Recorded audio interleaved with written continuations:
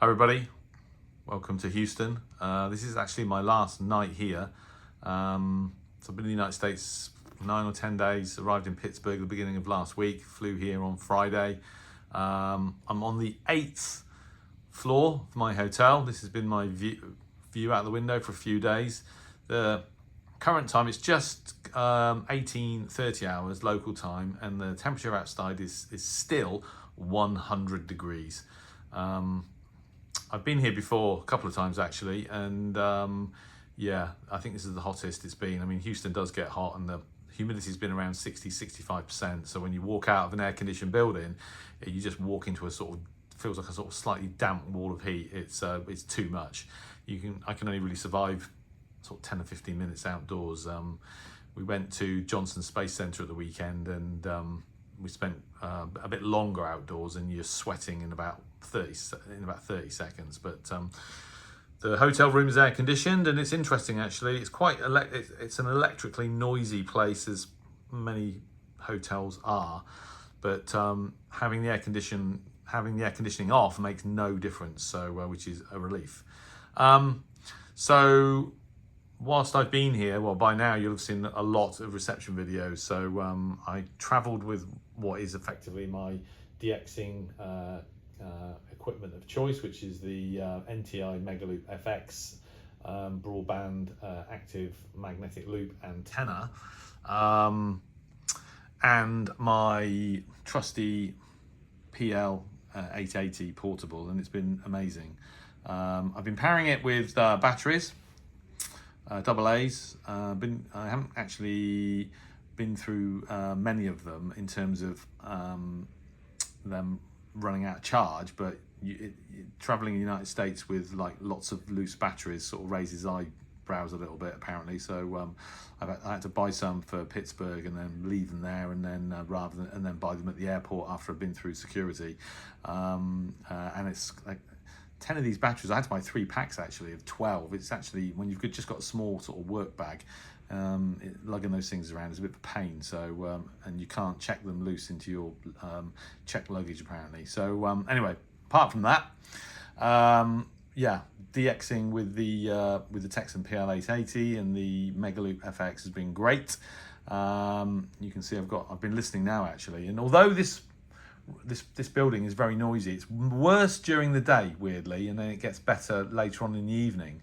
And when I was in Brazil, for example, it was the opposite. It was the lighting systems in Brazil that generate a huge amount of noise. I've got it tuned to 11,780 kilohertz, so that's Radio Nacional Amazonia.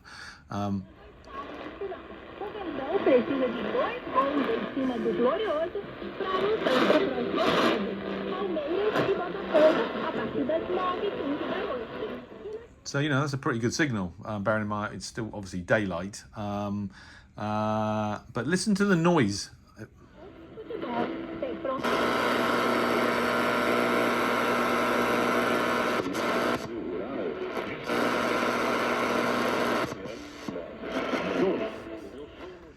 Just to give you an idea of what we're dealing with. So, I mean, it doesn't bear thinking about if I was using an E-field antenna in this environment. I don't think you'd hear anything. So testament to the performance of the MagLoop, and obviously the signal from Brazil traveling up to here on the Gulf of Mexico in Houston, that I can copy Radio Nacional Amazonia.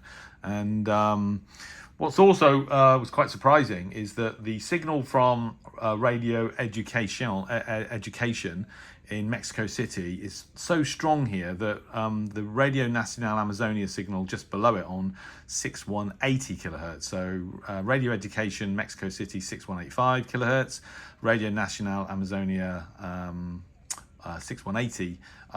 You can't hear Radio Nacional Amazonia on that frequency very well at all, because the adjacent signal from Mexico City is too strong. And when you bear in mind that the signal from Mexico City is like 1 kilowatt, just goes to show the difference it makes in terms of sort of proximity to the transmit site.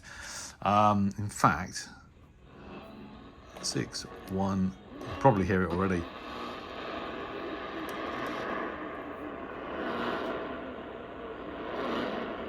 So there you go. Even though it's sort of daylight, it's just gone 18:30 hours local time.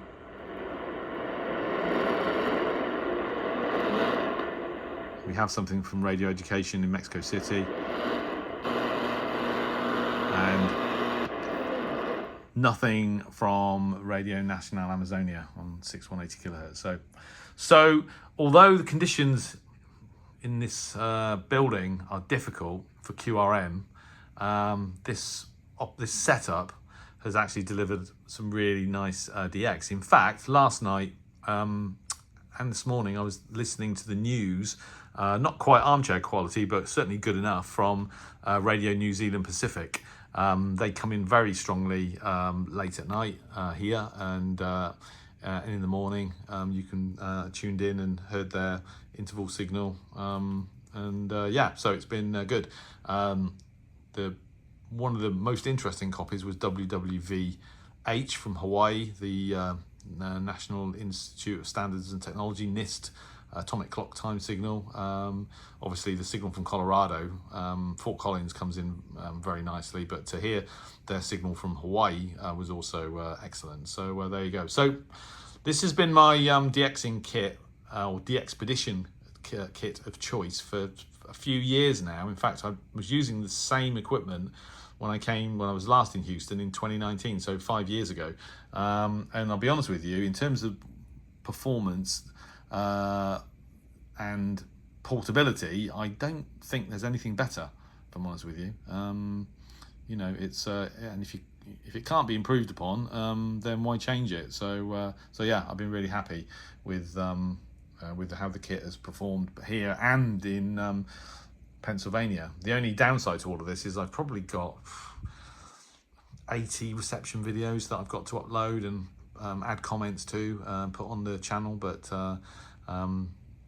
by the time you watch this video, you'll have probably seen most of them, because this is kind of like a wrap up. Although I've got one more night, I will have a tune around again this evening, and then that'll be it. I'll be on my plane back to London Heathrow, and then home. So but it's been a good trip in terms of my work, and it's been a good trip in terms of catching some really interesting signals on shortwave. So, and long may it continue.